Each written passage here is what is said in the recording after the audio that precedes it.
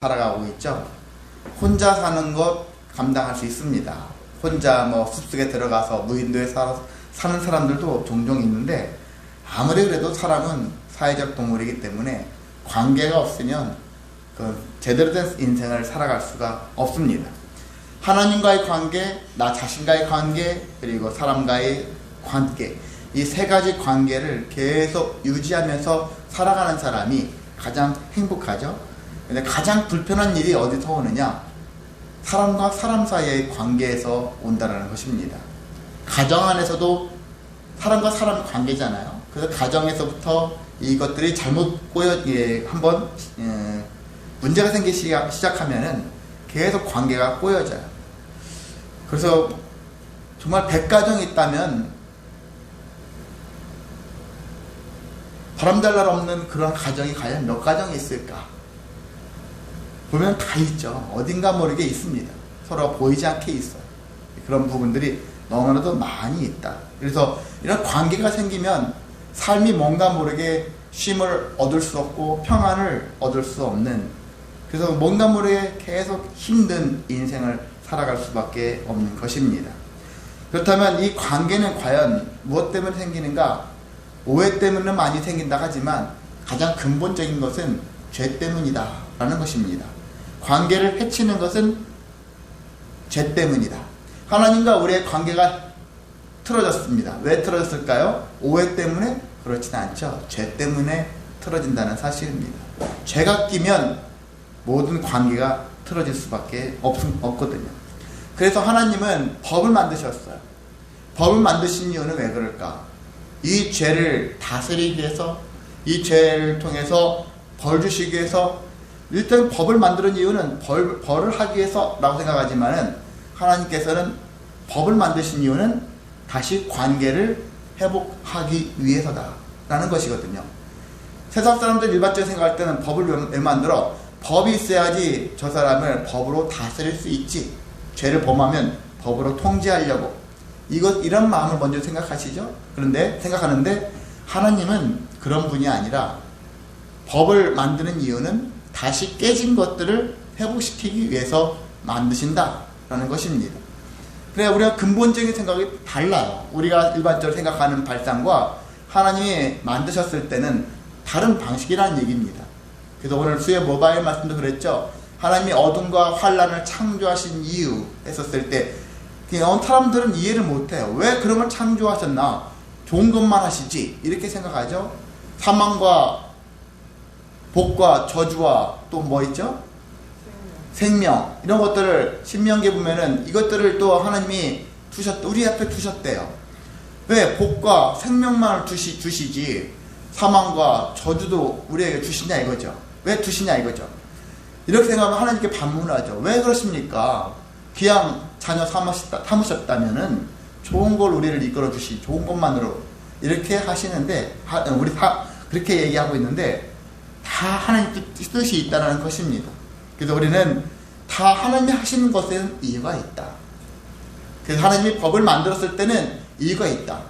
그냥 우리를 벌 주시고 우리를 책망하고 아니면 우리를 징계하기 위해서, 징벌을 주시기 위해서, 그것이 주 목적이 아니다.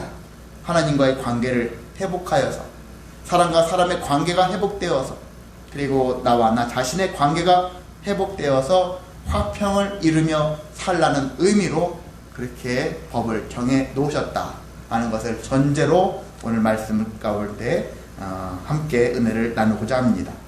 오늘 12절부터 36절까지 있는 법에 대한 부분들은 그게 있습니다. 무슨 법에 대한 것이냐? 살인이나 어떠한 사건 사고가 있었을 때 그것들을 어떤 식으로 접근해서 풀어나가야 할 것인가?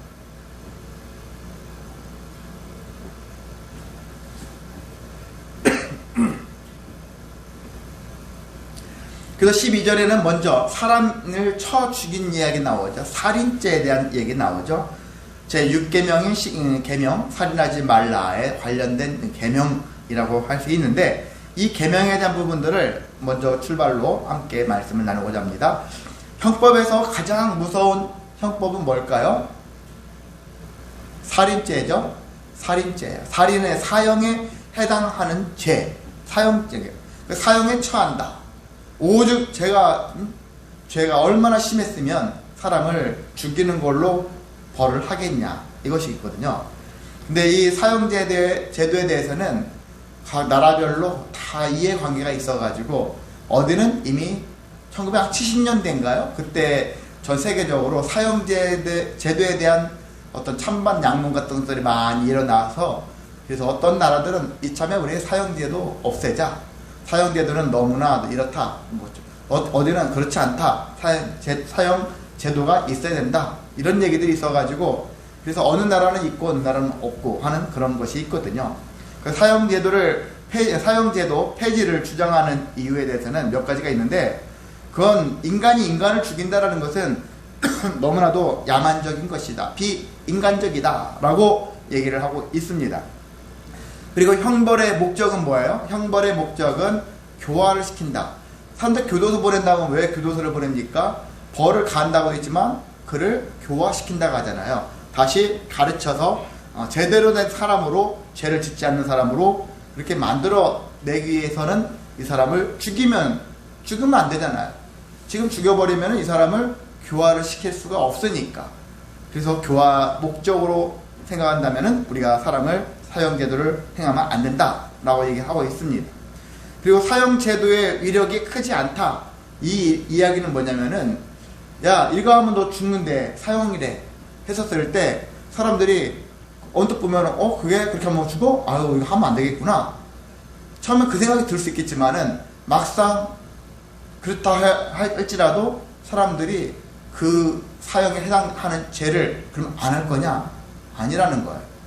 그 짓을 또 한다는 거예요. 어떤 사람이든지 또 한다는 얘기입니다. 마약 밀매, 중국에서는 마약과 관련된 일 하면 거의 다 사형이에요. 그냥 얄짤 어려 없어요. 정말 마약에 대해서는 엄청 엄히 다스려요. 외국인이든 간에 마약과 관련된 일에 종사했다가는 걸렸다가면 그 사람은 사형입니다. 무조건 사형입니다.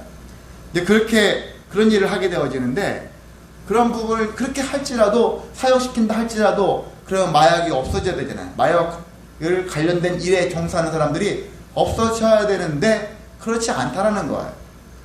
그래서 사형제도가 있으나 없으나 뭐 별다른 게 없네. 그러니까 사형제도로 뭐 위협을 한다 할지라도 사람들이 꿈쩍도 안 해. 그래서 그 사형제도에 대해서 폐지를 주장하는 사람들이 그렇게 얘기를 하고 있죠.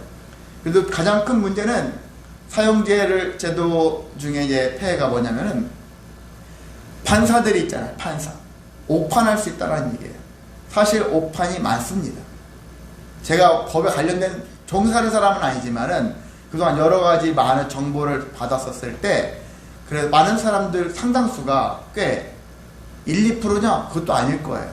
저는 못해도 적어도 20, 30% 이상은 오판에 의해서 재판을 정말 엄하게 받는 사람도 있고, 뭐 죄를 범하지 않았는데 죄를 범한 사람으로 해서 감옥에 가 있는 사람들이 상당수 있을 거라고 생각이 듭니다.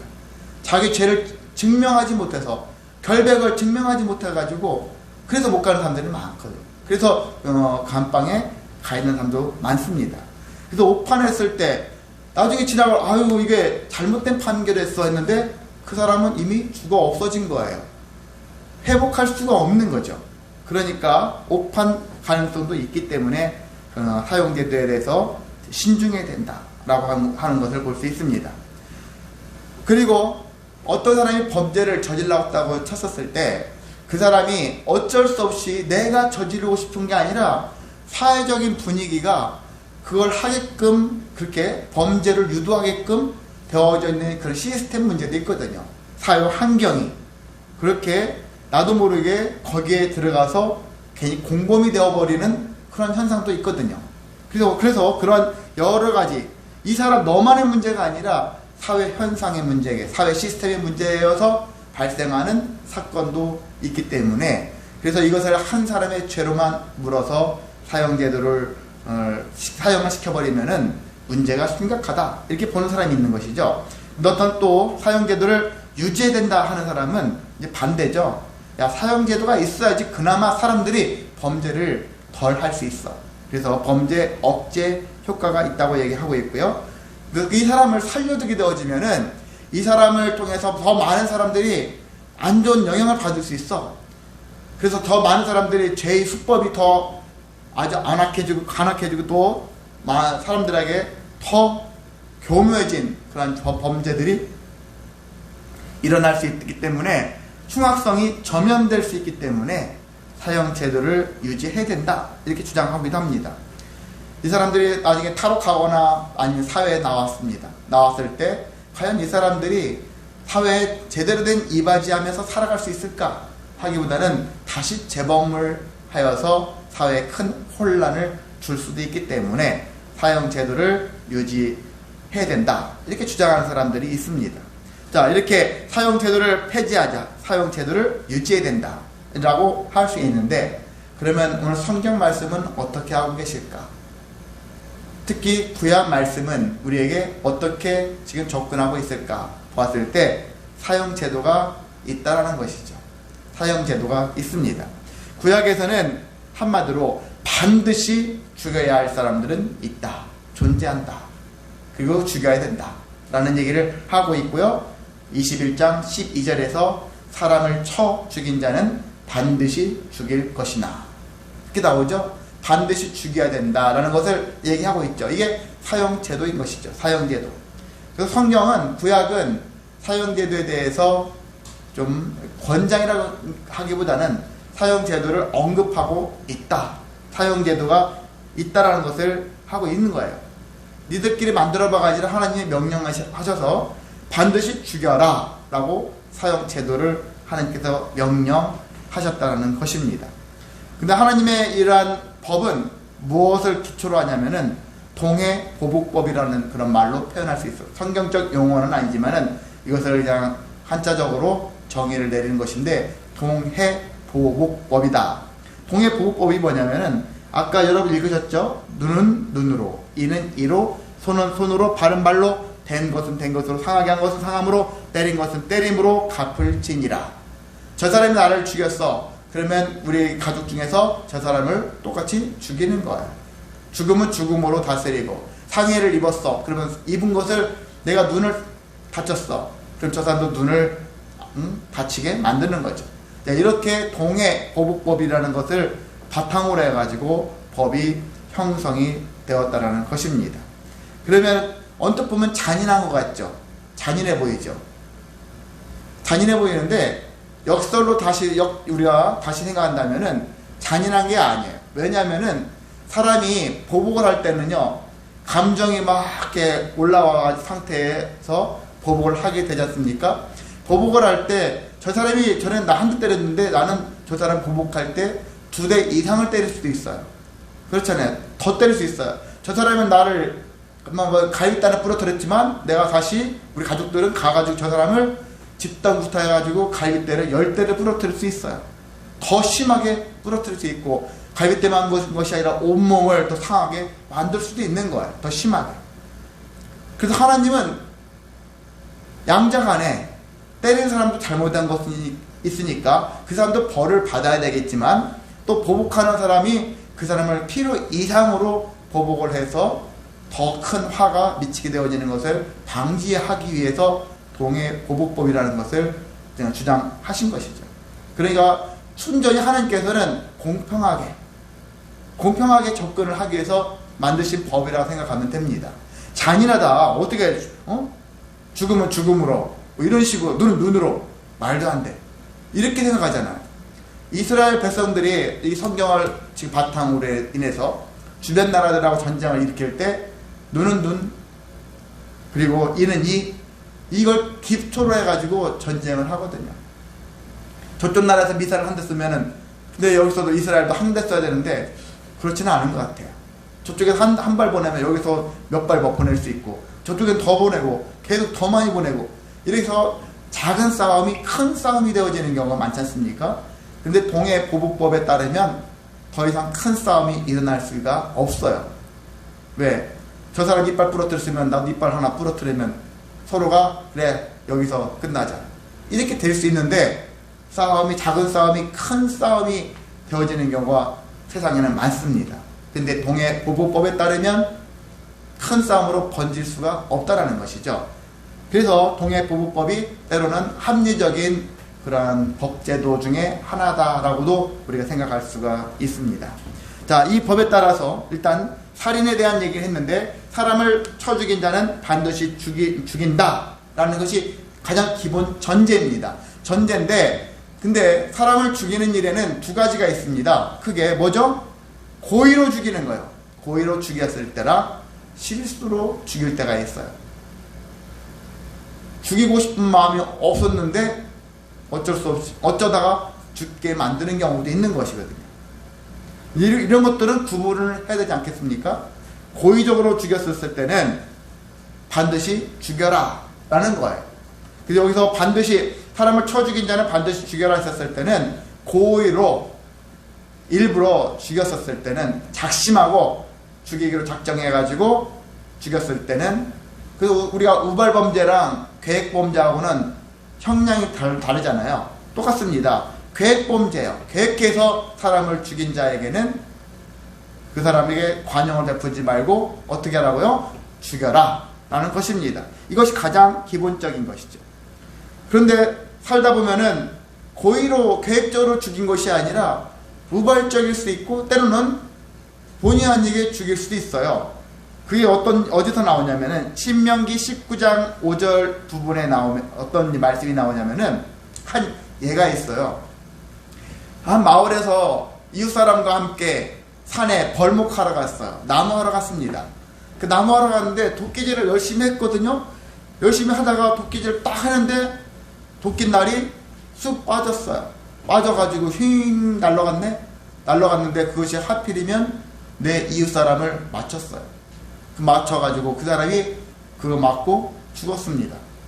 내가 죽이려고 하는 의도는 없지 않습니까? 그럼 이럴 경우는 어떻게 할 거냐?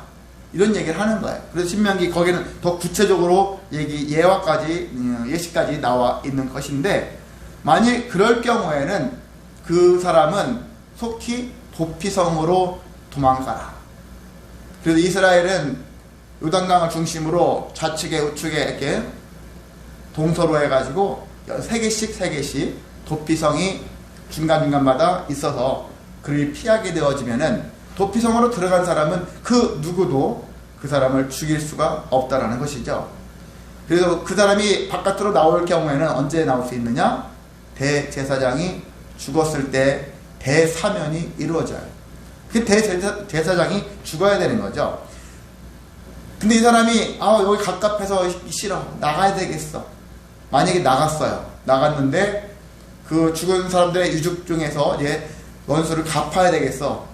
네가 우발적으로 계획하지 않고 실수로 죽였다 할지라도 너는 우리의 원수야 해가지고 죽이고 싶은 마음이 있어가지고 오는 사람도 있을 거 아닙니까? 어떤 사람이 도피성 주변에서 계속 서성해요. 거기서 계속 이 사람이 언젠간 나오겠지. 넌 나오기만 해봐. 이렇게 벼르고 있는데 마침 이 사람이 도피성에서 너무 못 참아가지고 나왔어요. 그럴 경우 이 사람을 죽일 경우는 어떻게 될까? 죽여도 된다는 거예요. 도피성에 나오면 죽는다라는 거죠. 그 사람의 죽음은 합당하다는 얘기죠. 죄를 물을 수가 없다는 얘기죠.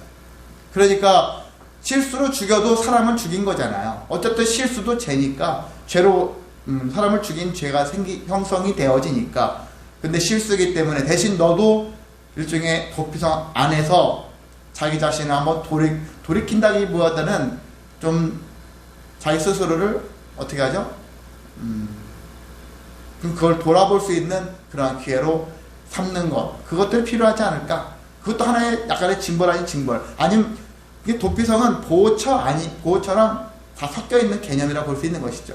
누구로부터 내 생명을 보호할 수 있지만 나는 나 자신은 그 속에서 나를 돌아볼 수 있는 기회를 갖는 그러한 삶으로 또 하나님께서 만들어 주신 제도라고 할 수 있는 것입니다.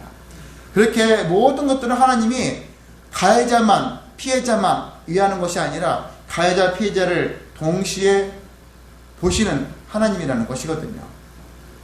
그래서 우리가 세상에서 많은 사람들이 뭐라 할 때, 힘 있는 자들은 좀 해당 사항이 없지만 힘없는 자들 입장에서는 희한하게 당한 자 입장이 아니라 가해자 입장에서 재판을 해서 엉뚱 이상한 재판을 한 결과들이 종종 나오거든요. 그 가해자가 어떤 사람 많이 음주운전했어요. 그래서 사람이 어떠한 집안의 가장의 죽음으로 인해 가지고 그 집안이 풍비박산이 났습니다. 났는데 나중에 보니까 분명한 저 사람 때문에 잘못 때문에 이 운전자가 죽고 그래서 많은 사람 가정이 엉망이 되어졌는데 결과 무죄 했었을 때 피해자 가족은 정말 황당할 경우가 많거든요. 그런 판례가 생각보다 참 많이 일어난다는 것이거든요. 얼마나 그래서 피해자 입장을 고려하지 않고 가해자의 무죄 쪽으로 자꾸 재판하려 하는 이 성향이 과연 옳은 일인가? 때론 가해자 입장에서는 좋겠죠. 내가 지은 죄보다 덜 형량을 형을 입는다면 좋겠지만은 피해자 입장을 생각한다면 너무나도 억울한 그런 재판일 수도 있겠다라는 생각이 듭니다. 근데 하나님께서는 그게 아니라 가해자와 피해자를 같이 동시에 다 염두에 두면서 가장 적당한 합리적인 그런 형벌을 내리시는 분이시다. 그래서 하나님 뜻대로 하나님의 뜻에 맞는 법 정신을 가지고서 저는 재판관들이 판결을 해야 한다고 생각이 들고 검사나 변호사도 마찬가지라고 생각이 듭니다.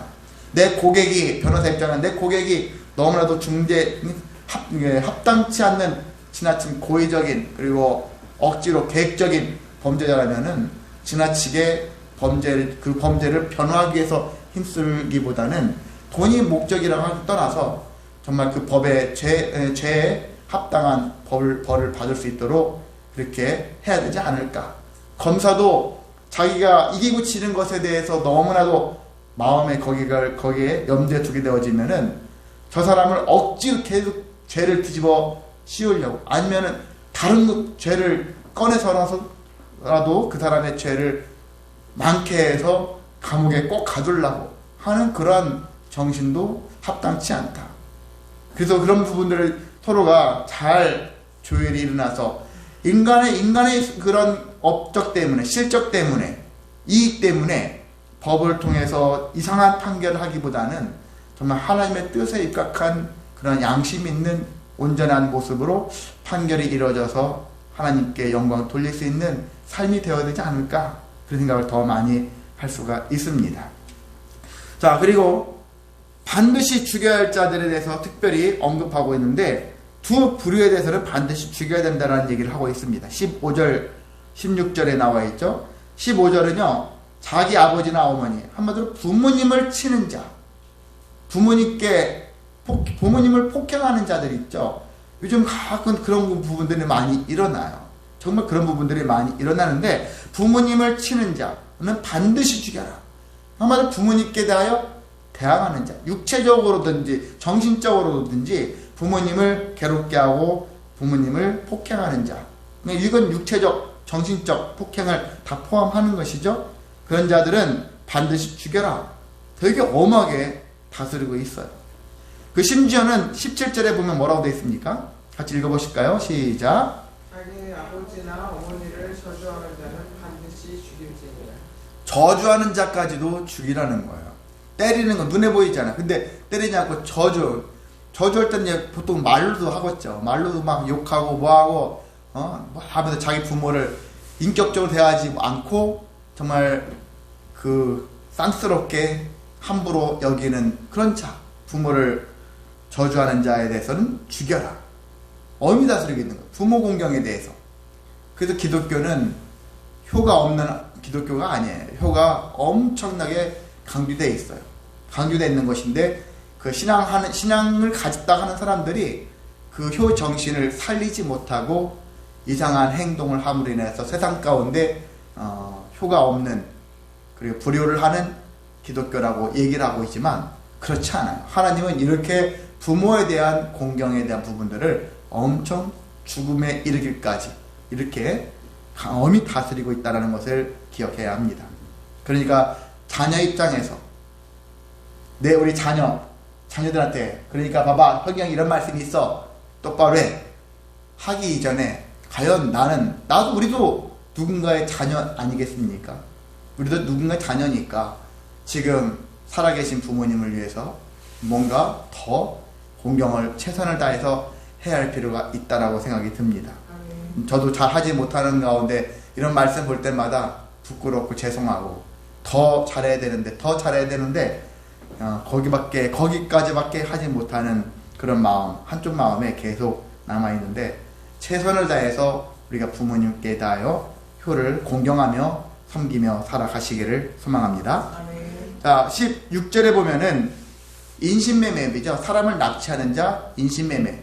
이 사람을 왜 납치할까? 팔아먹기 위해서 납치하기도 하고 종으로 부려먹으려고 납치하겠죠. 결과적으로 그냥 자기 이익을 취하기 위해서 인신매매를 하는 자들이죠.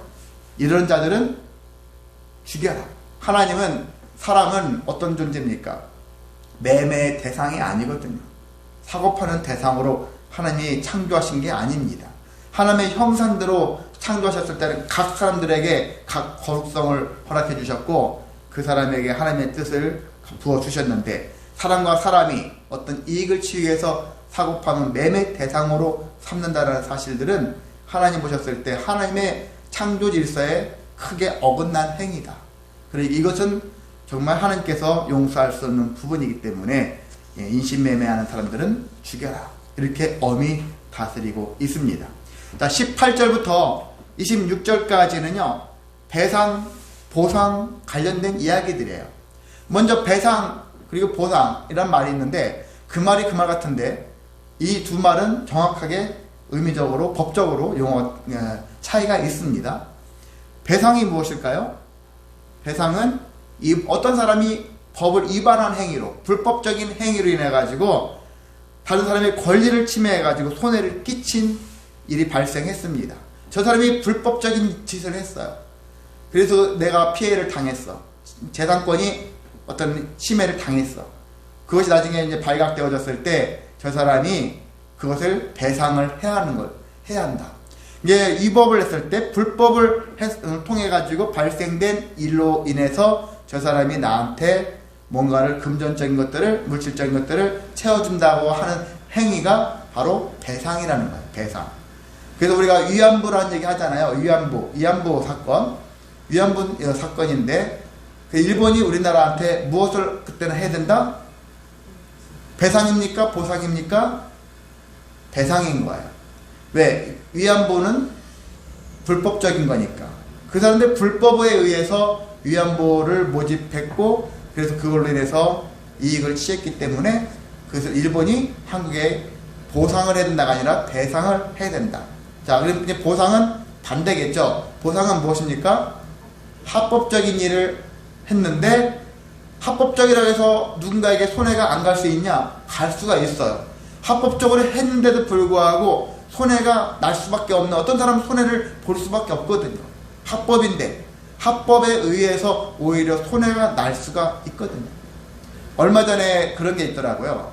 각 환경 이런 것 때문에 옛날 플라스틱 빨대 같은 거 없애고 종이로 만든 빨대 같은 거 이런 것들을 막 권장했고 지난 11월 24일자로 완전히 그것이 법이 이제 올라가게 되어지면 그렇게 그래서 환경을 위해서 했어야 되는데 우리나라가 그걸 법을 연기시켰어요. 무기한 연기시켰습니다. 그래서 각 매장에서는 반드시 종이빨대를 사용할 필요가 없고 일회용을 사용하면 법적으로 문제가 생기고 이런 일이 접촉 안 당할 수가 있어요. 네, 법이 무기한 연장시켜버렸기 때문에. 그런데 문제가 있는데 어떤 문제냐?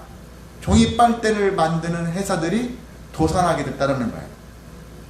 종이빨대를 정부 말을 믿고 이제 일회용들 다 없어지고 이 빨대를 그냥 저 모든 커피 매장에서 쓰겠다 생각이 들면은 자기들은 미래가 보장된 것처럼 하고서 열심히 많이 생산해 놨는데 갑자기 발표가 딱 났어요. 어떻게? 무기한 연장 그냥 기존 플라스틱 써도 된다. 그런 얘기겠죠. 종이빨대를 굳이 좀 비싼 건데 그거 안 써도 된다. 이렇게 되어지면 어떤 입장이겠습니까?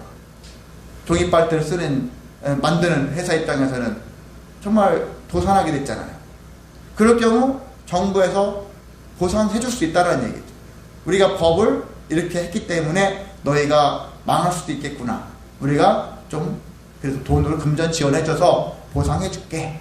이렇게도 할 수 있는 거거든요. 우리가 그 물건 다 사줄게. 너희들 만들어낸 물건 다 사줄게. 이런 식으로 할 수 있는 거거든요. 제가 정보 잘했다 못했다를 떠난 것이 아니라 이제 예를 들어서 하는 건데, 합법적으로 하다가 어떤 사람이 피해를 당할 수도 있다는 얘기예요. 그랬을 때 그때는 보상이라는 말을 쓴다. 여러분이 참고로 그렇게 아시면 되겠습니다. 그래서 배상은 위법과 불법 행위로 인한 그러한 원상태로 되돌리는 행위고, 보상은 적법한 행위로 인해서 손실이 발생했을 때 갚아주는 것이 보상이다 라는 뜻입니다. 자, 어떤 것을 예시를 하고 있냐면은 4가지를 얘기하고 있는데, 어떤 사람이 서로 이제 폭행이 일어났습니다. 서로 싸우다가 폭행 사건이 일어나가지고, 그래서 나중에 그 사람이 잠시 이제 누워있다가, 환자로 누워있다가 다시 일어나게 되어지면은 그 사람은 형벌은 면하나 그동안의 손해를 배상해라. 그리고 완치할 수 있도록 배상해줘야 된다. 그런 얘기를 합니다. 아까 이게 그거예요. 어떤 사람 처음에는 말싸움으로 시작했다가 계속 화가 막 올라가면서 폭행이 주먹이 한 번씩 오가면서 더 심하게 오가면서 이제 몸이 상해지는, 그래서 지팡이를 짚고 일어날 정도로 그렇게 몸이 상하게끔 다툼이 그렇게 시작되어지겠죠. 예, 그런 가운데 많은 사람들이 그래요. 그래서 저와 여러분도 어떤 싸움이 일어나면은 말싸움 할 수는 있어요. 근데 말싸움에서 빨리 말싸움이 더 큰 소리가 되어지고 폭행으로 나가기 전에 끝내는 것이 가장 합당하거든요. 작은 불씨가 탁 피어올랐을 때 빨리 끄는 것이 제일 좋은 화의 길이다 라는 것들을 아시고, 작은 싸움으로 끝내자. 안 싸울 수는 없을 거예요. 그런데 싸우되 작은 싸움에서 그치도록 우리가 지혜롭게 살아가는 삶이 되시기를 소망합니다. 그리고 20절에 보면은요, 사람이 매로 남종이나 여종을 쳐서 직사하면은 형벌을 받는다.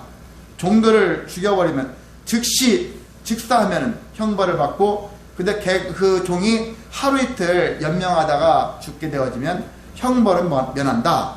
이렇게 얘기했는데, 왜냐하면 상전의 재산이기 때문이다. 이렇게 얘기를 하고 있어요. 이 이야기를 보면 조금은 아리송할 수 있는 부분이 될 수 있어요. 그런데 이것을 이해할 수 있는 말로 좀 해석한다면은, 그래요. 남종이나 여종을 쳐서 직사한다는 얘기는 주인이 감정이 격하다는 얘기죠. 매우 쳐 죽일 정도, 자기도 통제할 수 없을 정도로 그렇게 하는 거죠. 감정적으로 대한다는 얘기죠. 부모가 자식을 감정적으로 자식을 혼내는 것과 교육을 목적으로 해서 혼내는 건 전혀 다르거든요. 자식도 알아요. 부모가 감정으로 나를 혼내는 건지 나를 교육하게 혼내는 건지 자식이 누구보다 혼나는 자식들이 잘 알거든요.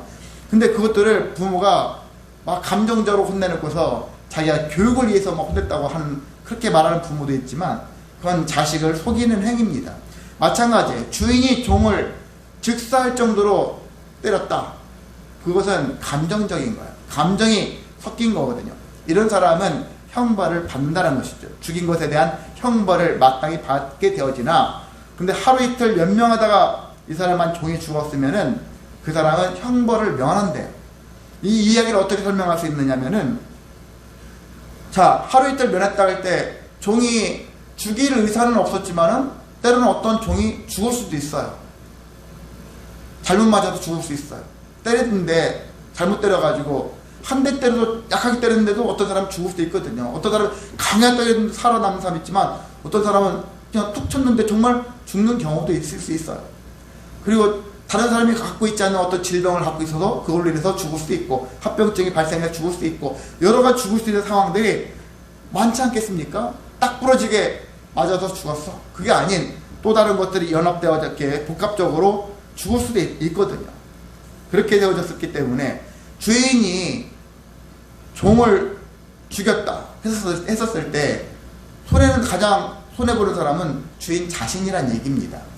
왜냐하면 종의 몸값이 은 30세겔이라고 했잖아요. 30세겔인데 이것은 3년치 연봉에 해당되는 가치를 가진대요. 은 30세겔이.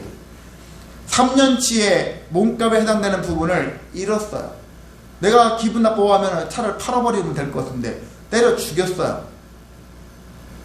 그러면 자기 손해잖아요. 재산을 잃어버린 건데. 그러니까 주인이라 해서 재산이란 개념에서 놓고 봤을 때도 함부로 죽게 할 수 없는 관계라는 것입니다.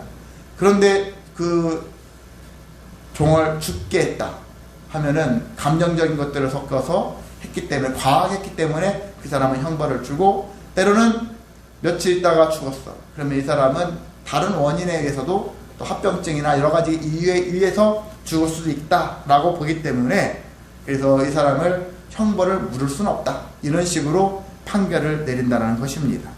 그래서 이러한 애매한 경우가 이 세상에서는 많죠. 그런 것들도 참작해서 이렇게 정하지 않았을까 생각이 듭니다. 그리고 22절에 보면은 임신한 여자가 있어요. 임신한 여자가 맞았어요. 임신한 여자가 맞았는데, 여기는 그 설정이 뭐냐면 사람이 서로 싸우다가 임신한 여인을 쳐서 낙태하게 되었어. 이 얘기는 어떻게 설명하냐? 자, 어떤 남자들 둘이 열심히 막 싸웠는데 거기서 뭐 그 남자 중에 하나가 아내라고 생각해봐요. 근데 그 아내인데 임신한 여자였어. 근데 상대편 남자가 막 하다가 이 여자까지 막 합세해서 하는 것 같으니까 이 여자를 딱 쳐버렸는데 하필 이 여자가 넘어지면서 낙태하게 됐어. 이런 생각을 하면 되시겠죠? 이런 설정을 생각하면 됩니다. 자, 이렇게 되어졌을 때 여기 보면은 남편의 청구대로 벌금을 내되 재판장이 야, 너는 얼마 해당되는 벌금을 내, 이렇게 재판장이 판결에 따라서 정하라 라는 얘기를 하고 있고요. 근데 낙태 외에도 다른 해가 있으면은 이제 만약 죽게 된다든지, 아니면 눈을 상한다든지, 여기 있는 것처럼 이빨이 빠졌다든지, 손에 문제가 생겼다든지, 발이 또 상했다든지 하는 이런 식의 문제가 생겼다, 뜨거운 물 확 버무려가지고 막 데웠다 한다든지, 이런 일들이 있겠지 않겠습니까? 그런 일이 생길 때는 그런 일로 동해보복법에 따라서 갚아라 라고 정했다라는 것입니다. 그래서 이것도 아까 말씀드렸죠. 지나친 보응이라고 하죠. 보응을, 행한 대로 갚는 것을 보응이라는 말을 쓰는데, 행한 대로 갚는 것을 지나치게 갚지 않도록, 감정이 섞어서 지나치게 하지 않도록, 그렇게 보응하지 않도록 동해보복법으로 하나님이 정해 놓으셨다는 것입니다. 자, 그리고 26절에 이제 마지막 내용은, 사람이 남종이나 여종의 눈을 한눈을 상하게 하거나 이를 쳐서 빠뜨리면 그 눈과 이에 대한 보상으로 놓아준다. 이렇게 종들에 대한 규례가 있죠. 이런 규례들이 있고요. 그리고 많이 시간이 갔지만 28절부터 36절까지는 이제 재산인데, 가장 중요한 재산은 소였습니다. 소인데 소와 관련된 법이거든요. 자, 소가 주일에 관리소로 인해서 어떤 다른 사람을 들이받아가지고 그 사람을 죽게 만들었어. 그러면 그 소는 죽여요. 오늘날도 사람 보면은 어떤 짐승이 개가 어떤 사람 물어 죽였어요. 그래서 그 개는 대부분 다 죽여버려요. 그렇게 쟤 이뻤던 개인데, 멋있던 개인데, 상관없이 그렇게 다른 사람을 죽이는 동물들은 일반적으로 죽이는 것이 일반 사회적인 통념인데, 여기도 마찬가지거든요. 그렇게 하고요. 그 소는 반드시 돌로 쳐서 죽이고 고기는 먹지 말고 그 소 임자는 형벌을 대신 면한다. 소는 소로 갚는 것, 그렇게 갚는 거로, 소가 죽는 걸로. 이런 식으로 해서 소와 관련된 여러 가지 일들을 성경에서 쭉 나열하고 있습니다. 자세한 것들은 여러분이 쭉 읽어보시면은 이렇게 소와 관련되어 있고, 소와의 주인, 그리고 소가 얌전했느냐, 소가 거칠었느냐, 평상시에 이런 것들 주인이 관리를 잘 했느냐 못했느냐, 이런 걸로 엮어가지고 제 판결을 한 것을 볼 수 있습니다. 이제 말씀을 이제 정리하고 마치려고 합니다. 이렇게 아까 앞서 제가 동해보복법의 관점에서 하나님의 법을 정하신 이유는 결과적으로 우리와 하나님과 우리 사이와 우리와 나와 나 자신, 이웃과의 관계 속에 끼어 있는 죄로 말미암은 것들은 관계를 해치고 평화를 이루지 못하게 만들기 때문에 하나님이 이러한 법을 통해서 우리가 다시 하나 되기를 위해서 만드셨다. 그렇기 때문에 우리는 어떻게 살아야 되느냐? 이 법을 존중하고 법대로 살아가야 하는 것입니다. 신약의 황금률이 있죠. 마태복음 7장 12절에 무엇이든지 남에게 대접을 받고자 하는 대로 너희도 남을 그렇게 대접하라. 이렇게 말씀하고 있는 것처럼 우리가 구약에서는 어떻게 보냐면 남에게 피해를 주는 자는 너도 그런 피해를 당할 수 있다. 동해 부부법이죠. 부부법에 따라서 그래서 너도 피해를 당하고 싶지 않으면 남에게 피해를 주지 말라. 이게 반대적인 개념일 거예요. 그 신약은 남에게 대접을 받고자 하면 너도 남에게 대접을 하라. 구약은 네가 남에게 피해를 받고 싶지 않다면 너도 남에게 피해를 주지 마라. 이런 개념으로 접근할 수 있는 법이라고 생각이 듭니다. 우리가 이와 같은 정신을 가지고 이와 같은 마음을 가지고 하나님이 주신 법을 하나님의 마음을 알고 그 법을 이해하면서 그 법에 합당한 삶을 살아갈 때 우리는 관계가 회복되어지고 그리고 모든 일에 기쁨이 다시 넘치게 될 줄을 믿습니다. 아멘. 그런 삶이 되시기를 주님의 이름으로 소망하며 축복합니다. 아멘. 사랑 많으신 하나님 아버지 감사를 드립니다. 하나님의 법은 어찌 보면 우리가 때로는 이해할 수 없는